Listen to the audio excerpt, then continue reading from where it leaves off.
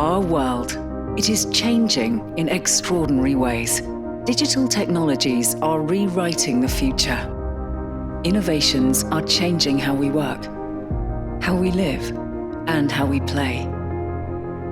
Our world is extraordinary, but it's also fragile.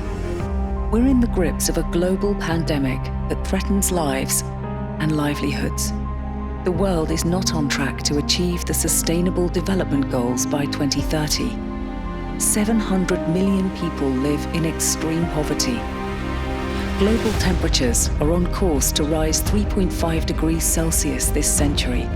And if we continue as we are, it will take 257 years to close the economic gender gap.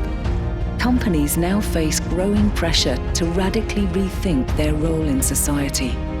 Investors, consumers, and employees want to see more ambition, more action. To chart this new course, we need a new type of business leader.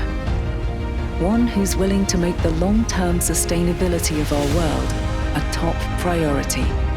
Now is the time to raise your ambition for people, planet, and prosperity. We must leave no one behind. After all, business cannot thrive in a world of inequality and unrest.